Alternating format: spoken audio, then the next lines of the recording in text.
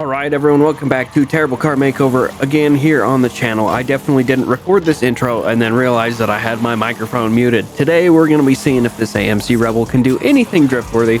We're doing it a little bit different this time. We're opening without an actual intro. We're just jumping right into it. This thing is unupgraded. The tires in the front are a little softer and the tires in the rear are a little stiffer. I mean, inflation wise, there's a little bit more air in the rear tires. I'm having a hard time talking already. This is going great. But we're going to see if this thing is drift worthy before we actually try and drift it. I don't even know if there's drift suspension on this thing or not. This is my first time driving this car. I've spent exactly 2 minutes in it, and that's it. So far, doesn't seem too bad. 148. I mean, I think our personal best is almost 200,000. Yeah, it's 108. 187. So, we're going to try one more drift zone. And I'll jump to you when we're done with that, because it's going to be the mountain one, let's be honest. And we're going to see how it does on the way down the mountain.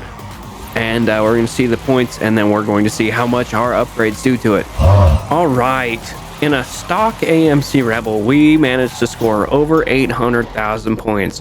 Honestly, that's really good. I'm pretty sure 3 stars on this is 500,000 points. In fact, let me check, because I am curious. Yeah, 500,000 points for 3 stars on that hill is not good enough. It should be 800,000 at bare minimum. All right, let's go mod this bad boy up. I'm not going to show how we tune this. I have a video on my channel about how to tune any car to make it slide. Go watch it if you want to know how to make any, basically. In fact, it works on everything I've tried it on so far. How to make any car go around a corner sideways and not spin out. It's pretty good. Because I'm a stud. All right, our tune is basically done. We may decrease the final drive size to get these back tires to spin up a little better.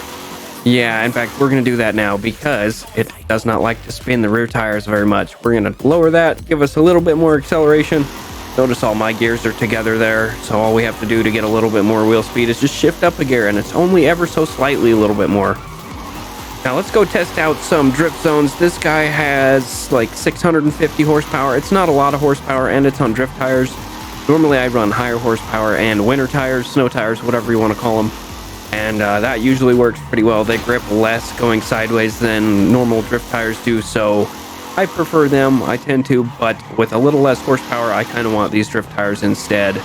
Now, I think it's only fair that we hit some of the drift zones that we already hit in this video. This one being first and foremost. We're going to keep her in sideways here, and we're just going to see how it compares to what we got before. Obviously, it's going to do much better on this one, but the mountain is one that I am curious about.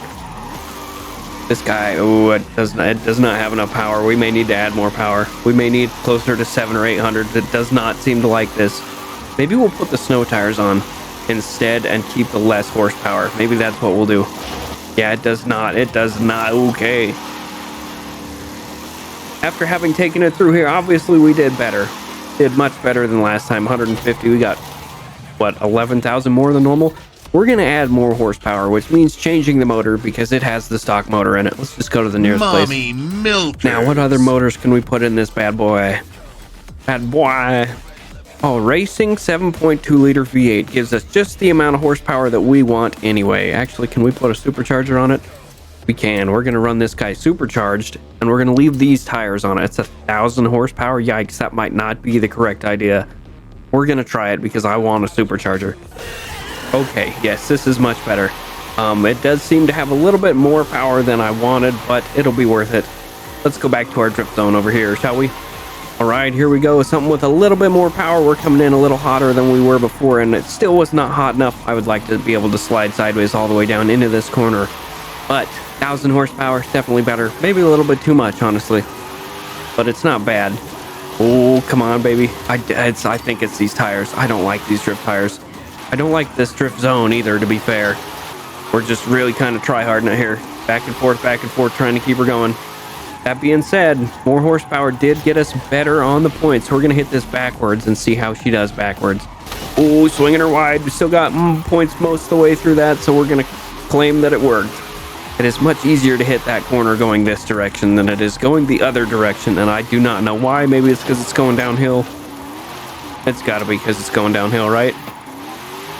And then this corner you have to go uphill on, which is not great, but you know, it's better than hitting the other corner going uphill, especially if you have a lot of power like this car does. And we did even better going that direction. Man, we may I'm going to keep going back and forth and seeing which direction I like more, and then we're really going to sweaty try hard it. 174, that's not too bad going that direction. Let's go back and see if we do even better. Okay, starting from this edge is definitely the way we want to go. I've gone back and forth a couple different times. We're definitely going to come in this way, and I cannot personally get going fast enough to be going the right direction the whole way down, so we're going to come in facing the wrong direction, and we're going to transition into going the right direction. Try and keep our speed and our points up as much as we can. Going to just be careful about this corner up here.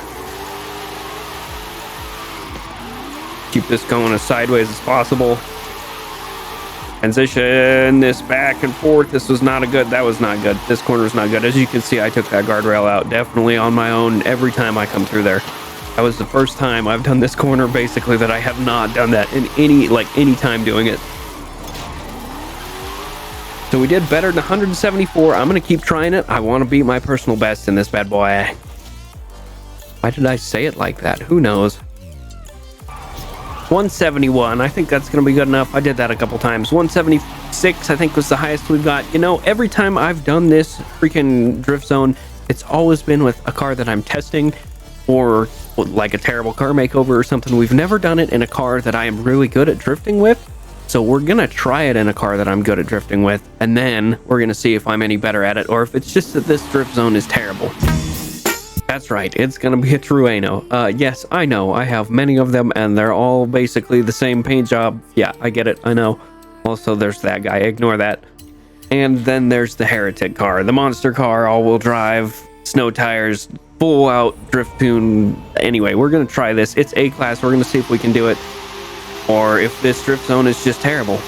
Right, here we come in our little Toyota, seeing if this is going to be a decent drift zone, or if it's the car, or if it's the drift zone. I cannot speak. I don't know.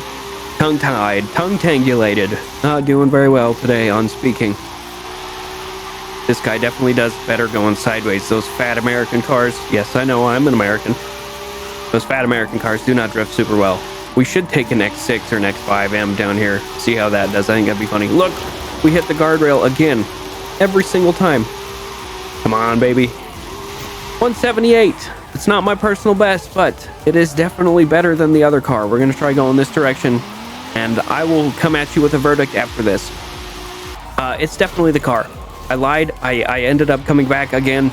It's definitely the car. I had to get used to using this car because I haven't driven it as much as I drove the Rebel, but it's definitely the car, which is good. That means these terrible car makeovers are worth watching. You know what that means? We've got one test left to run, and it is it any decent down the mountain? We got 810, 800, I don't know, 800 plus thousand on the way back down the mountain the first time without any upgrades. Of course, we need to see if it does better. I guarantee it's going to do better. However, is it going to be worth making this car into a drift car to make it better coming down the mountain? Because if we've got 800,000 on the way down the first time, obviously, like, all the work we put into this, it's not really that much work. It took 2 or 3 minutes, but is it worth it to get, I don't know, 200,000 more points? Or is this thing just going to be a champion? Is it going to give me a new PB down the mountain? I guess we'll find out. So far, it's doing pretty well. It's about average with all the other cars that I build. And maybe it's just the tune. We do have drift tires instead of snow tires this time, though, so who's to say? And we spun it. Nice. Gotta get back in the groove. Come on, baby. I will say, compared to coming down the mountain the first time, without any upgrades, this is super, like, much easier to drive. Much easier to drift. Easier to keep sideways. It's faster. It's not so the body doesn't wiggle so much because it's a big old American car that's heavy and has terrible suspension. Meant to be good for going in a straight line basically only. All right. We are, let's see, about 170,000 more than what we did without any upgrades. So, I don't know how much we spent on upgrades for this car, but I would bet that it's, I don't know, like $1 gets you 5 or 6 extra points than it did beforehand for upgrades. Oh, fail. Tire 6 through the thing anyway. That's not great. Either way, I don't know if it's worth it. I don't know if you guys think it's worth it. To me, it's not worth it. Obviously, this car is a success. It drifts much better than it did beforehand, and it can drift. So it is a terrible car makeover. We turned a straight line, fast American, well, old time, fast in the old days American muscle car into a drift car, which is not something that happens very often. But you know, here it is. Either way, thank you guys for watching. You'll have to tell me if you think it's worth it or not, and I'll see you in the next video.